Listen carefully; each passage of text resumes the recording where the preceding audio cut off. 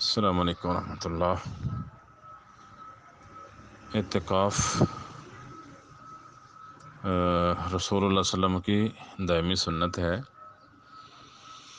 اس میں اپنے آپ کو عبادت کے لیے محدود کر دینا، اجتماعیت چھوڑ دینا، لوگوں سے تعلقات منقطع کر کے اپنے آپ کو مخصوص جگہ پہ، رسول اللہ صلی اللہ علیہ وسلم کا طریقہ یہ تھا کہ آپ اعتکاف کے لیے خیمہ نصب کر لیا کرتے تھے، تو وہاں اپنے آپ کو محدود کر لیتے، لوگوں سے تعلقات، میل جول تقریباً بند ہو جاتی تھی۔ تو یہ اعتکاف ہے۔ اعتکاف کے فضائل کے بارے میں باقاعدہ کوئی روایت ثابت نہیں۔ رسول اللہ صلی اللہ علیہ وسلم کا یہ ذاتی مستقل عمل تھا، اور آپ کا مستقل عمل جو ہے یہ بھی فضیلت کا باعث ہے، اور اس کے اور سے بے شمار فوائد ہیں۔ اس بارے میں کچھ مروی روایات ہیں، ان کی کچھ ایک دو بیان کرنے کے بعد ہم باقی اعتکاف کی طرف آتے ہیں کہ کب شروع کرنا چاہیے، اور اعتکاف میں کیا کیا کام کرنے چاہیے، کون سے کام نہیں کرنے چاہیے۔ اعتکاف کے حوالے سے ایک روایت ہے، طبرانی اوسط میں 3726 نمبر روایت ہے۔ عبداللہ بن عباس رضی اللہ تعالیٰ عنہ بیان کرتے ہیں کہ رسول اللہ صلی اللہ علیہ وسلم نے فرمایا، مشى فی حاجۃ اخیہ کان خیرا لہ من اعتکاف 10 سنین۔ جو شخص اپنے کسی بھائی کی ضرورت کے لیے چل کر جائے تو یہ اس کی ضرورت کے لیے چل کے جانا کہ اس کا کوئی کام کروا دے گا، یہ 10 سال کے اعتکاف سے زیادہ بہتر ہے۔ وَمَنِ اعْتَكَفَ يَوْمًا ابْتِغَاءَ وَجْهِ اللَّهِ، اور جو شخص اللہ کے چہرے کی رضا کے لیے تلاش کے لیے ایک دن کا اعتکاف کرے، جعل اللہ بینہ وبین النار 3 خنادق، تو اللہ تعالیٰ اس بندے اور جہنم کے درمیان 3 خندقیں بنا دیتا ہے۔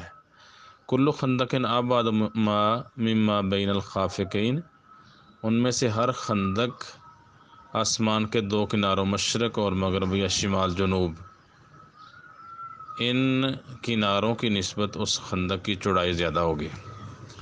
تو یہ روایت سخت ضعیف ہے۔ طبرانی اوسط میں 7326 نمبر روایت ہے۔ اس میں حسن بن بشر بن سلم ضعیف راوی ہے۔ تحریر تقریب و تہذیب میں اسے ضعیف قرار دیا گیا ہے، اور ان کے والد بشر بن سلم جو ہیں یہ الجرح و تعدیل میں اس کو منکر الحدیث قرار دیا گیا۔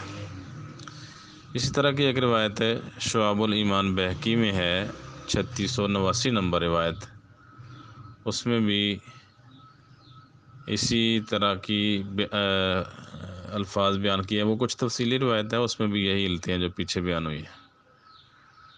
شعب الایمان بہقی میں 3678 نمبر ایک روایت ہے۔ عبداللہ بن عباس بیان کرتے ہیں کہ نبی صلی اللہ علیہ وسلم نے معتکف کے بارے میں بیان کیا، انہ معتکف الذنوب، یہ تو گناہوں سے کنارہ کشی کرنے والا ہے، اس سے گناہ جو دھل جاتے ہیں یا گناہوں سے روک لگ جاتی ہے۔ وَيَجْرِي لَهُ مِنَ الْأَجْرِ كَأَجْرِ عَامِلِ الْحَسَنَاتِ كُلِّهَا، اور اس کے لیے ایسا اجر جاری کر دے جیسے وہ تمام نیکیوں پر عمل کرنے والا ہے۔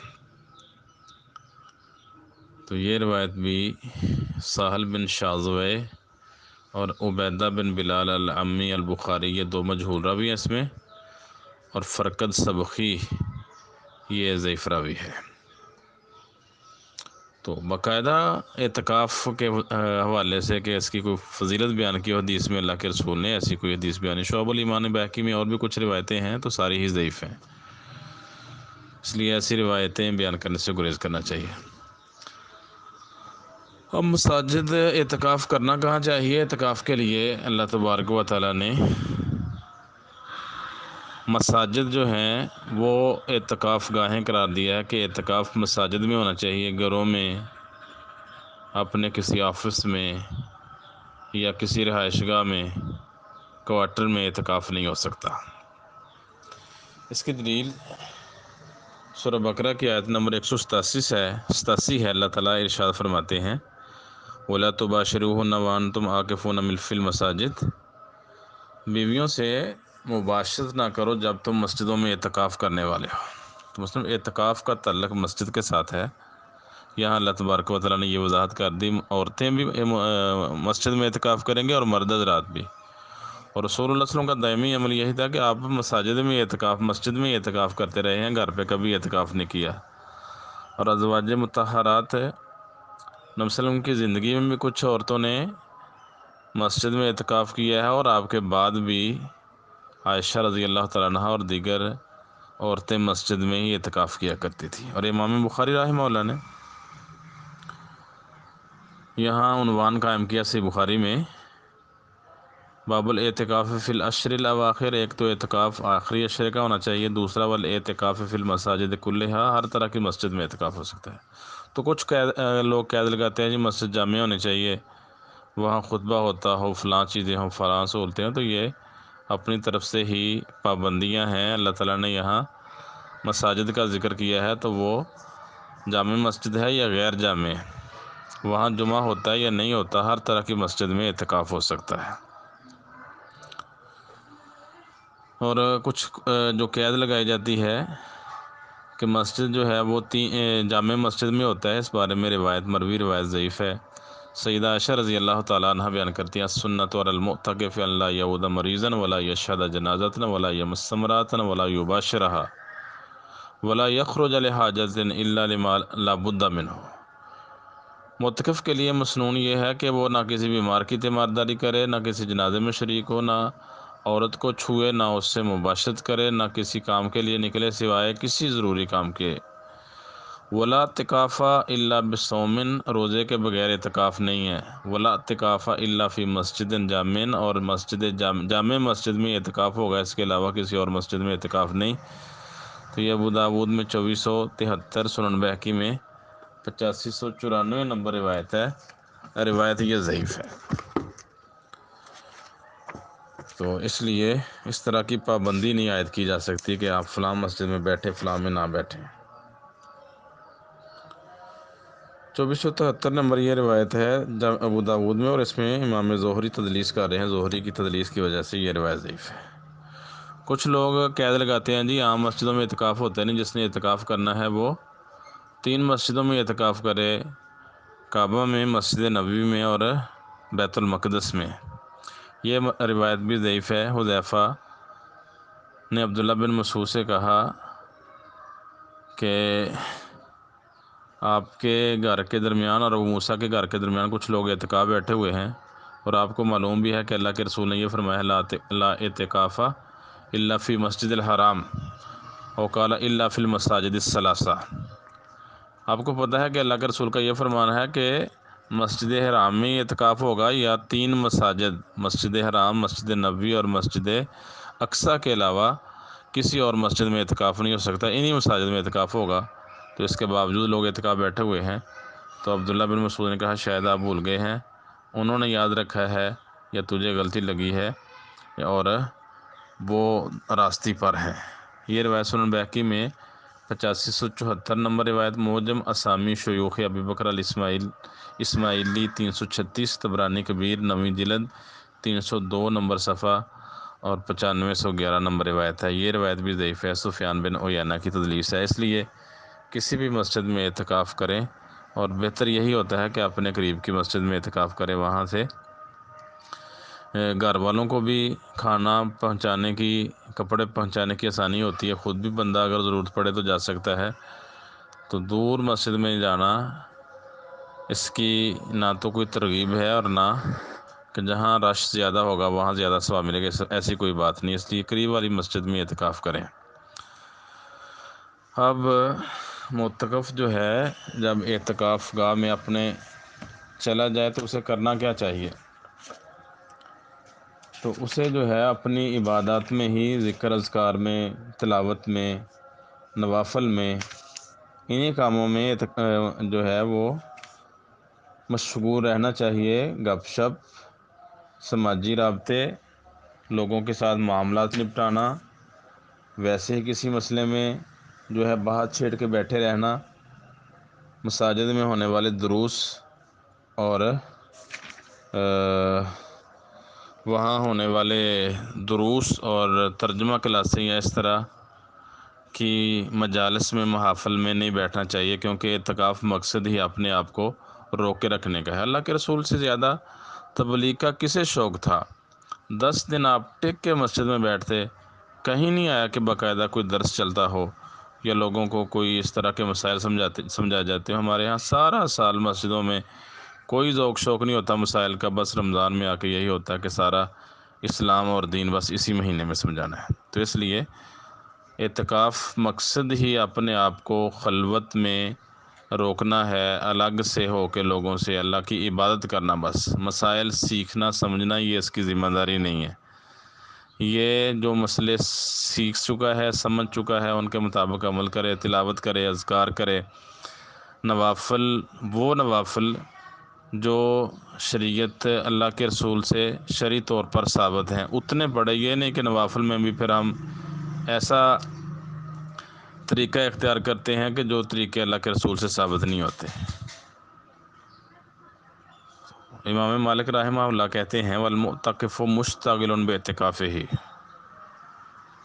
امام مالک میں ان کا یہ قول ہے کہ معتکف اپنے اعتکاف میں ہی مشغول رہے، کسی اور کاموں میں نہ الجھے یا کاموں میں نہ پڑے، تجارت ہوگی، دوسرے معاملات ہو گئے، اور باقی اصلاح احوال کے لیے اپنے گھر والوں کی مصلحت کے لیے کوئی کام کہنا یا کوئی اس طرح کا معاملہ آ جاتا ہے جو ہلکا سا ہوتا ہے، بس 1-2 منٹ کی بات ہوئی، اس طرح کی باتیں کر سکتا ہے، باقی باقاعدہ پوری جو ہے وہ تفصیل نہیں بیان کر سکتا۔ ہمارے ہاں یہ ہوتا ہے کہ لوگ موبائل لے کے آ جاتے ہیں تو پورا دکان کو ان کو سمجھایا جاتا ہے، کاروبار کے طریقے گر سکھائے جاتے ہیں۔ ایسے ہی کوئی مسئلہ شروع ہو گیا تو مسئلے میں جو ہے وہ لوگ آدھا پونا گھنٹہ 2 گھنٹے بیٹھے رہتے ہیں۔ تو ان چیزوں سے معتکف کو گریز کرنا چاہیے، اپنے آپ کو صرف عبادت کے لیے ہی روکے رکھنا چاہیے۔ تو یہ طریقہ کار ہے اعتکاف کا۔ ہمارے ہاں اس حوالے سے کچھ خامیاں نقائص پائے جاتے ہیں۔ ایک تو انتظامیہ نے اپنا ذمہ لے لیا معتکفین کا کہ ان کو یہ سنبھالے گی، سحری بھی کرائے گی، افطاری بھی کرائے گی، پھر درس صبح بھی ہوگا، دوپہر کو بھی ہوگا، ظہر کے بعد بھی ہوگا، ممکن ہے تراویح کے بعد بھی کسی مبلغ خطیب کو بلا لیں۔ تو انتظامیہ کی معتکفین کی اصلاح انتظامیہ کی ذمہ داری نہیں ہے۔ وہ اپنی سحری کریں، اپنی افطاری کریں، خیمے میں کر سکتے ہیں خیمے میں کریں، گھر سے لا کے یا معمولی سا ہلکا پھلکا وہاں سے سحری کرائیں، کوئی مسئلہ نہیں۔ انتظامیہ کی یہ ذمہ داری نہیں ہے۔ پھر اجتماعی افطاری، اجتماعی سحری، اس کی بھی کوئی دلیل نہیں ملتی۔ لوگ اپنے خیموں میں جتنی ان کو ضرورت ہے سحری کے وقت سحری کر لیں، افطاری کے وقت افطاری کر لیں۔ تو اس میں معتکفین کی اجتماعی افطاری اور اجتماعی سحری کی بھی کوئی دلیل نہیں ملتی، اور اس سے خلوت پر زیادہ آتی ہے، اس لیے ان چیزوں سے گریز کرنا چاہیے۔ اب اعتکاف کن دنوں میں کرنا چاہیے؟ رسول اللہ صلی اللہ علیہ وسلم کا معمول یہ تھا کہ آپ آخری ذی الحجہ کے آخری 10 دنوں کا اعتکاف کرتے ہیں۔ تو اس لیے جنہوں نے اعتکاف کرنا ہے وہ مغرب سے پہلے 20واں روزہ ہے، 21ویں رات شروع ہو رہی ہے، تو 21ویں رات مغرب ہونے سے پہلے مسجد میں پہنچ جائیں، کیونکہ جو ہی مغرب شروع ہوگی اعتکاف شروع ہو جائے گا۔ تو بہتر یہ ہوتا ہے کہ یہ لوگ مغرب تک مسجدوں میں پہنچ جائیں یا افطاری کرنے کے ساتھ ہی مسجد میں آ جائیں۔ سیدنا ابو سعید خدری رضی اللہ تعالیٰ عنہ بیان کرتے ہیں کہ صحیح بخاری میں 2108، صحیح مسلم میں 1167 نمبر روایت ہے، رسول اللہ صلی اللہ علیہ وسلم نے پہلے درمیان رمضان کا درمیانی عشرے کا اعتکاف کیا۔ جب 20 راتیں گزر گئیں اور 21ویں رات شروع ہو گئی، آپ اپنے گھر لوٹ آئے، اور جو لوگ آپ کے ساتھ اعتکاف کرنے والے تھے وہ بھی چلے گئے۔ پھر آپ نے لوگوں کو خطبہ دیا اور انہیں حکم دیا جو اللہ تعالیٰ نے چاہا، ثم قال، پھر آپ نے فرمایا کنت اجابر هذه العشرہ، میں اس 10 دنوں کا اعتکاف کیا کرتا تھا، ثم قد بدا لی، پھر میرے لیے یہ واضح ہوا کہ میں آخری 10 راتوں کا اعتکاف کروں۔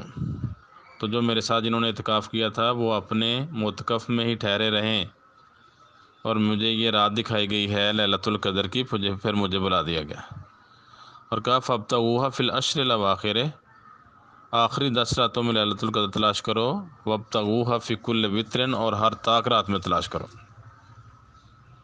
تو اس سال لیلۃ القدر 21ویں رات کو ہی ہے۔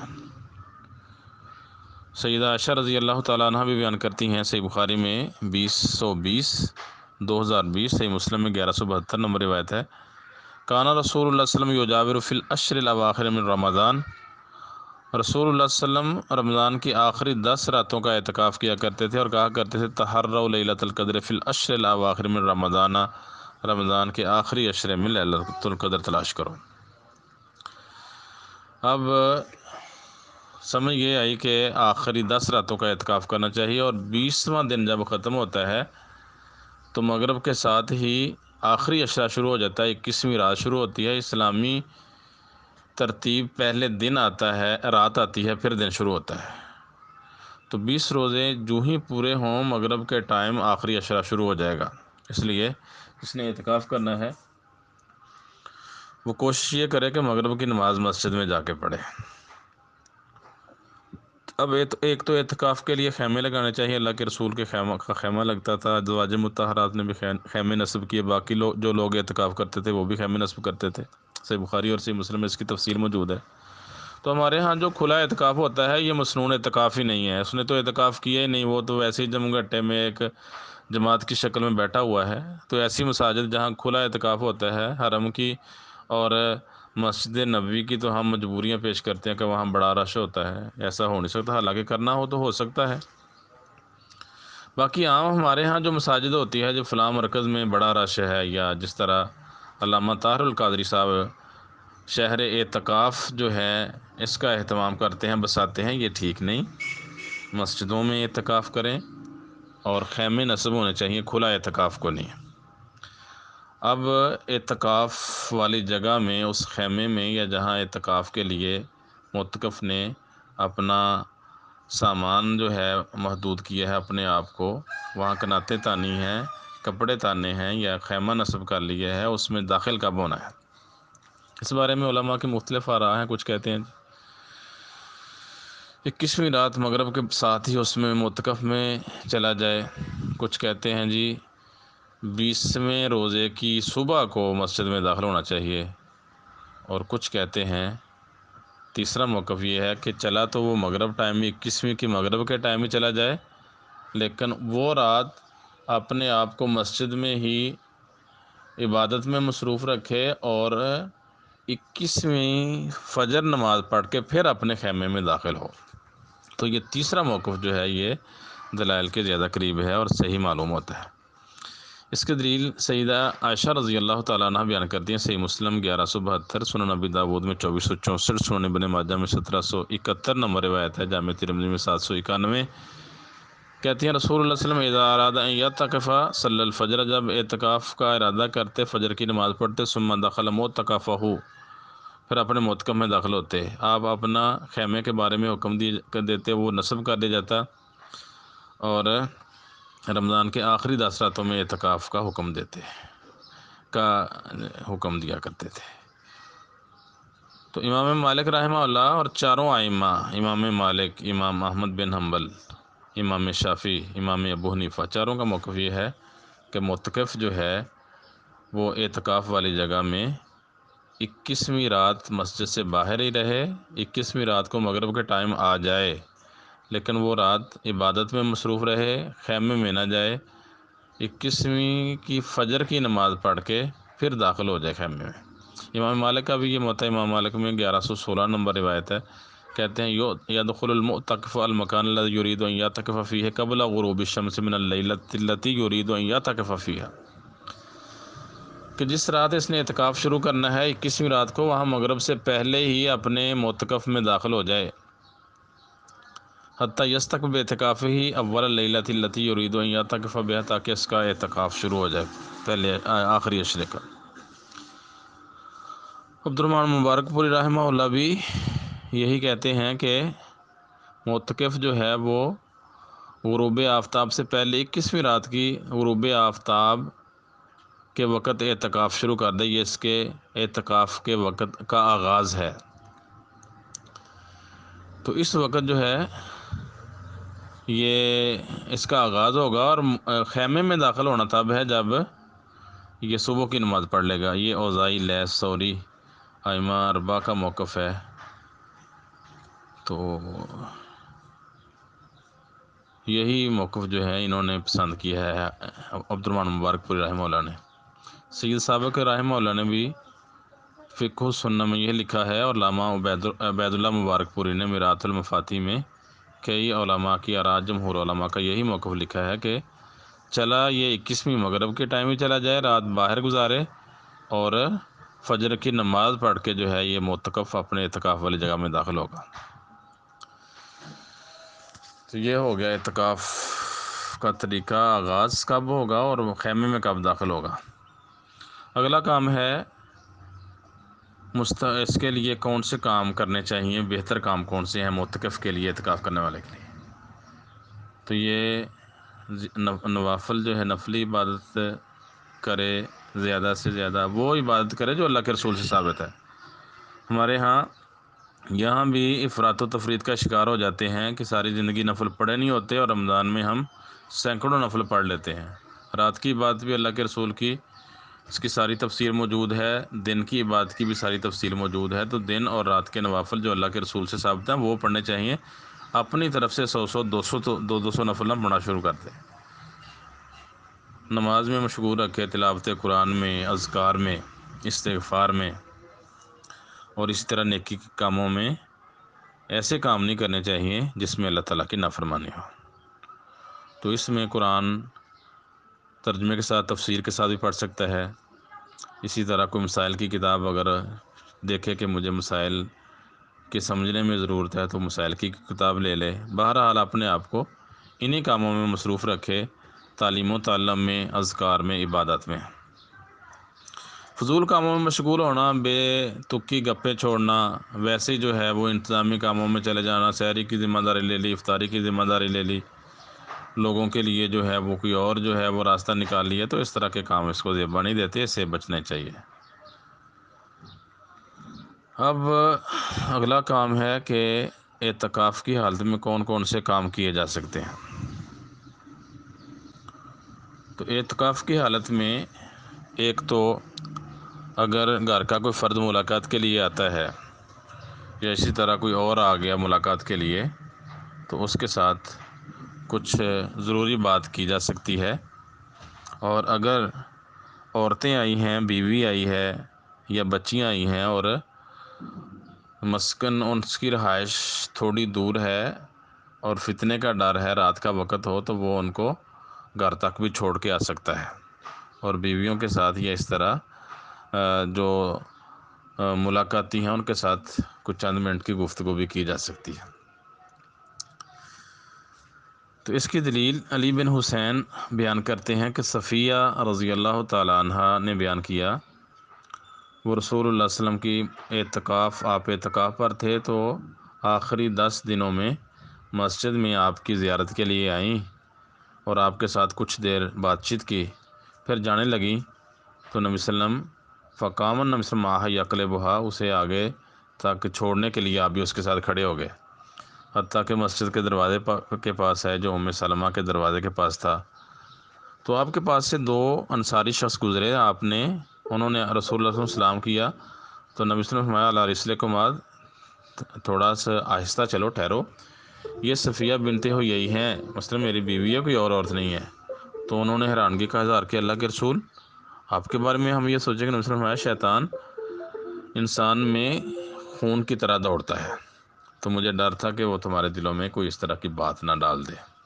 یہ صحیح بخاری میں 2035، صحیح مسلم میں 2175 نمبر روایت ہے۔ تو اس سے ثابت ہوا کہ کسی زائر کے لیے جو ملاقاتی ہے اس کے ساتھ کچھ وقت کے لیے گپ شپ کی جا سکتی ہے، اس کی بات سنی جا سکتی ہے، اور اس کی ضرورت جو وہ پوچھنے آیا ہے اس کا حل کیا جا سکتا ہے۔ اگلی روایت صحیح بخاری میں ہے 2038 نمبر روایت، علی بن حسین رحمہ اللہ بیان کرتے ہیں، نبی صلی اللہ علیہ وسلم مسجد میں تھے اور آپ کے پاس آپ کی بیویاں تھیں، فروح نہ وہ چلی گئی شام کو، اور آپ نے صفیہ بنت حیی رضی اللہ عنہ سے کہا تو نے جلدی نہیں کرنی حتیٰ کہ میں تجھے چھوڑ کے آؤں گا۔ ان کا اسامہ محلہ تھا وہاں ان کا گھر تھا، تو نبی وسلم اس کے ساتھ گئے۔ تو پھر آگے تفصیل یہ تھی۔ تو اس میں ہے کہ اس طرح کے چھوٹے موٹے کام معتکف کر سکتا ہے، یہ نہیں کہ مسجد میں چلا گیا تو مسجد سے باہر نکلے گا تو اس کا اعتکاف باطل ہو جائے گا، ایسی کوئی بات نہیں۔ ضرورت کے تحت وہ مسجد میں ملاقاتیوں سے ملاقات بھی کر سکتا ہے اور باہر تک کسی کو الوداع بھی کر سکتا ہے۔ اعتکاف کی حالت میں بالوں کو کنگھی کرنا، بلکہ کنگھی کروانا، سر دھونا، اس طرح جسم کی صفائی وغیرہ، کپڑے بدلنا، یہ ساری چیزیں ہی جائز اور مباح ہیں۔ معتکف ایسا کر سکتا ہے، یہ نہیں کہ وہ 10 دن نہ نہائے، نہ خوشبو استعمال کرے، نہ صابن، اور گندا بن کے نکلے، ایسی کوئی بات نہیں ہے۔ اعتکاف کے دوران اگر ضرورت ہو تو غسل کر سکتا ہے، ضرورت ہو کنگھی کر سکتا ہے، ضرورت ہو تو سر بھی دھو سکتا ہے۔ اس کے دلائل سیدہ عائشہ رضی اللہ تعالیٰ عنہ بیان کرتی ہیں کہ کان النبی صلی اللہ علیہ وسلم یسغی الی راسہ وہو مجاور فی المسجد، رسول اللہ صلی اللہ علیہ وسلم میری طرف اپنا سر جھکاتے اور آپ مسجد میں اعتکاف کی حالت میں ہوتے تھے، فأرجلہ وانا حائض، اور میں آپ کو کنگھی کر دیا کرتی تھی جبکہ میں حائضہ ہوتی۔ صحیح بخاری میں یہ 2028 نمبر روایت ہے۔ اسی طرح یہ ثابت ہوا کہ انسان جب کسی سے کنگھی کروا سکتا ہے تو خود تو بلا کنگھی کر سکتا ہے، تو کنگھی اعتکاف کی حالت میں کی جا سکتی ہے۔ اگلی دلیل ہے صحیح بخاری میں 2031 اور صحیح مسلم میں 297 نمبر روایت ہے۔ صحیح بخاری میں 231 اور صحیح مسلم میں 297۔ سیدہ عائشہ رضی اللہ تعالیٰ عنہ بیان کرتی ہیں کانا رسول اللہ صلی اللہ علیہ وسلم یخرج الی راسہ من المسجد، رسول اللہ صلی اللہ علیہ وسلم میرے لیے مسجد سے سر نکالتے، آپ مسجد میں ہوتے، میں گھر پہ ہوتی، آپ اعتکاف میں ہوتے، فاغسلہ وانا حائض، میں حیض کی حالت میں آپ کا سر دھو دیا کرتی تھی۔ تو اس سے جب کسی اور سے سر دھلایا جا سکتا ہے تو خود بالاولیٰ جو ہے وہ دھویا جا سکتا ہے۔ اگلا مسئلہ، اگر مسجد میں انتظام نہیں ہے وضو کا، واش رومز نہیں ہیں، نہانے کے لیے غسل خانہ نہیں ہے، یا اس کو کوئی گھر سے کھانا دینے والا کوئی نہیں، تو ایسا شخص جو ہے وہ مسجد سے جا کے گھر میں جا کے قضائے حاجت کر سکتا ہے، گھر میں وضو کر سکتا ہے، گھر میں جو ہے وہ کھانا لے کے آ سکتا ہے۔ اس کی دلیل صحیح بخاری میں 229، صحیح مسلم میں 297 نمبر روایت ہے۔ سیدہ عائشہ رضی اللہ تعالیٰ عنہ بیان کرتی ہیں وَإِنْ كَانَ رَسُولُ اللَّهِ صلی اللہ علیہ وسلم لَيُدْخِلُ عَلَيَّ رَأْسَهُ وَهُوَ فِي الْمَسْجِدِ، رسول اللہ صلی اللہ علیہ وسلم مسجد میں مجھ پر اپنا سر جو ہے داخل کرتے، فَأُرَجِّلُهُ، میں کنگھی کر دیتی سر کو، وَكَانَ لَا يَدْخُلُ الْبَيْتَ إِلَّا لِحَاجَةٍ إِذَا كَانَ مُعْتَكِفًا، اور اعتکاف کی حالت میں سوائے کسی خاص ضرورت کے آپ گھر میں داخل نہیں ہوتے تھے۔ اگلی روایت سیدہ عائشہ رضی اللہ تعالیٰ عنہ سے صحیح مسلم میں 297 نمبر روایت ہے۔ اپنا احوال بیان کرتے ہیں ان كنت لا ادخل البیت للحاجت، میں ضرورت کے تحت اعتکاف میں گھر میں آ جاتی، والمریض فیہ، تو اس میں کوئی بیمار ہوتا گھر میں، فما اسأل عنہ الا وانا مارۃ، تو میں گزرتے اس کے بارے میں پوچھ لیتی، اور رسول اللہ صلی اللہ علیہ وسلم لا يدخل علی راسہ وهو فی المسجد، رسول اللہ صلی اللہ علیہ وسلم مسجد میں میری طرف اپنا سر داخل کرتے، فأرجلہ، میں کنگھی کر دیتی، وکان لا يدخل البیت الا لحاجۃ اذا کان معتکفا، اعتکاف کی حالت میں کسی ضرورت کے تحت ہی آپ گھر سے نکلتے تھے۔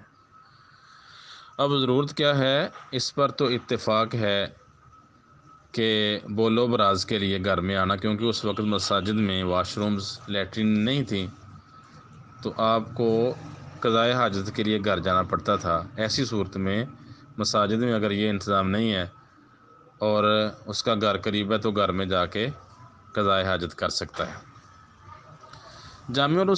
جامع اصول میں یہ حافظ جزری لکھتے ہیں حوائج الانسان کثیرۃ، انسان کی ضروریات تو بہت زیادہ ہیں، یہاں کہنا کہ خاص ضرورت کے تحت آتے ہیں، اب انسان کی ضروریات تو بہت زیادہ ہیں، والمراد منها هنا كل ما يضطر الیہ مما لا يجوز له، تو یہاں ضرورت سے مراد ہر وہ کام ہے جو اسے شدید اس کی ضرورت ہوتی ہے معتکف کو اعتکاف کی حالت میں۔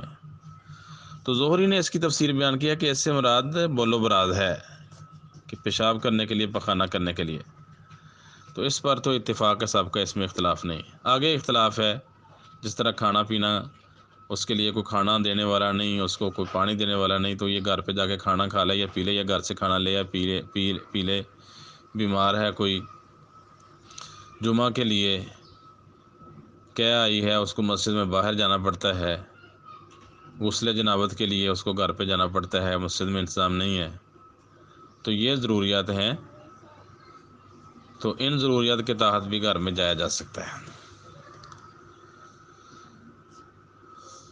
تو ان سے یہ ثابت ہوا کہ اگر اس طرح کا مسئلہ ہے، اسی طرح ایک اور مسئلہ ہے، میرات المفاتی میں اس کی علامہ عبید الرحمن مبارک پوری نے تفصیل بیان کی ہے کہ اگر مساجد ایسی مسجد میں اعتکاف بیٹھا ہے جہاں جمعہ نہیں ہوتا، جمعہ دوسری مسجد میں ہوتا ہے، تو وہ جمعے کے لیے وہاں جا سکتا ہے، تو یہ سارے کام معتکف کر سکتا ہے، اس کی اجازت ہے۔